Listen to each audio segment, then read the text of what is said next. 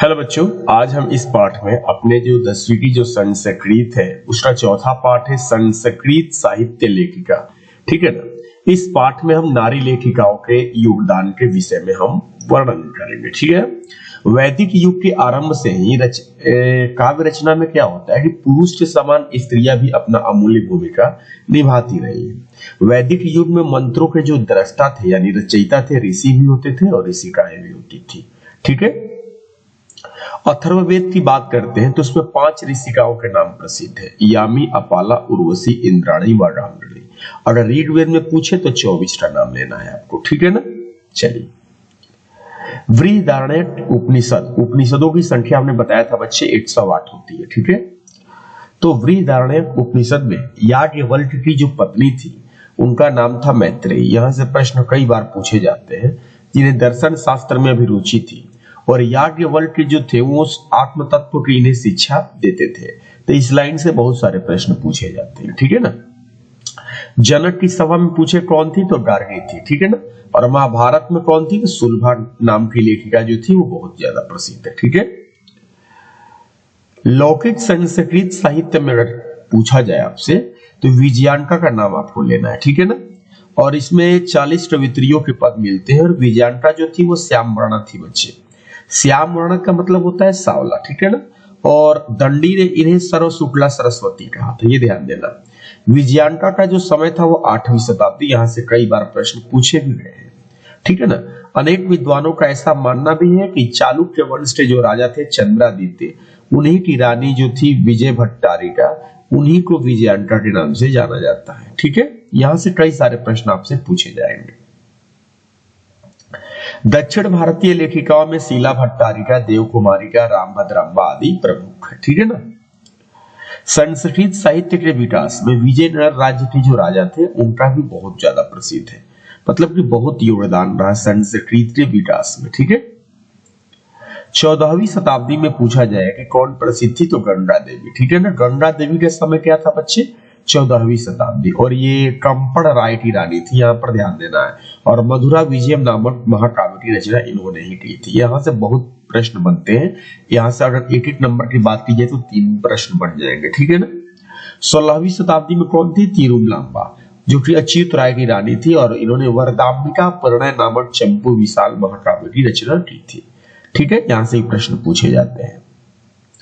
आधुनिक काल की जब बात करें ना तो पंडिता क्षमाराव थी। ठीक है ना। इन्होंने अपने पिता पंडित शंकर पांडुरंग की महान विद्वता तथा जीवन चरित पर शंकर चरितम की रचना की थी। ठीक है। ये ध्यान देना है। ये गांधी दर्शन से प्रभावित होकर और सत्याग्रह गीता, मीरा लहरी, कथा मुक्तावली और ग्राम ज्योति आदि की भी रचना की थी। तो पूछा जाता है कि क्षमाराव किससे प्रभावित थी तो गांधी जी से। ठीक है ना। चलिए आगे। और वर्तमान काल में अगर पूछा जाए तो पुष्पा दीक्षित थी, वनमाला भवालकर, मिथिलेश कुमार मिश्र आदि कवित्रियों के नाम सामने आते हैं। एक बात और है कि इस पाठ में आपको ये समझना है कि नारी एवं पुरुष, कहा गया है कि नारी एवं पुरुष के आपसी सहयोग से ही समाज रूपी गाड़ी सुचारू रूप से चलती है।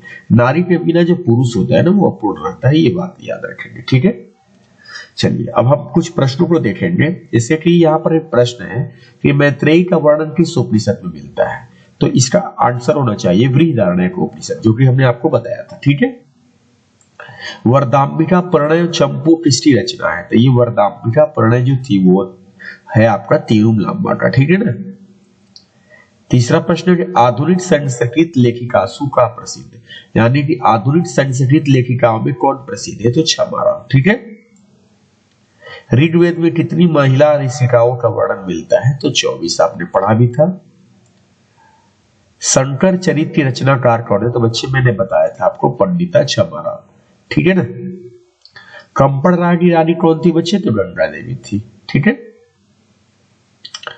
आधुनिक काल की संस्कृत लेखिकाओं में कौन अति प्रसिद्ध है तो ये तो क्षमाराव। ठीक है।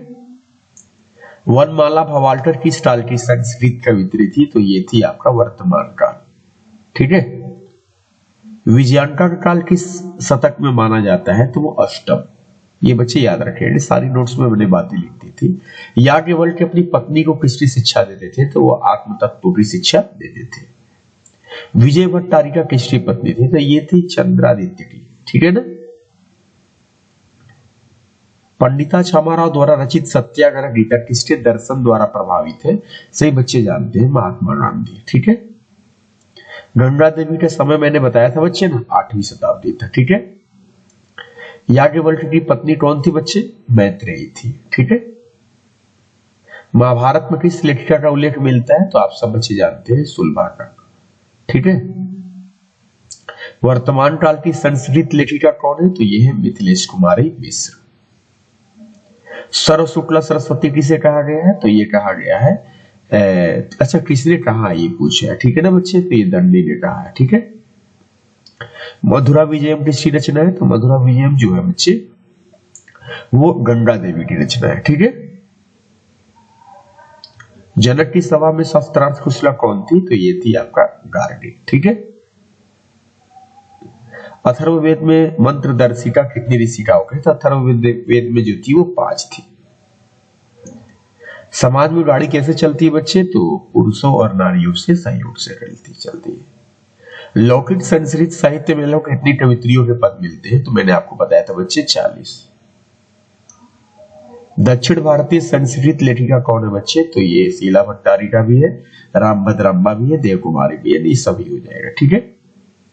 मैत्रेयी कौन थी? तो सही बच्चों को पता है कि याज्ञवल्क्य की पत्नी थी। गांधी दर्शन से प्रभावित रचना कौन सी है? तो शंकर चरितम हो गया, मधुरा विजयम, सत्याग्रह गीता, वरदामृत। प्रतिष्ठा आंसर हो जाएगा बच्चे सत्याग्रह गीता। धन्यवाद।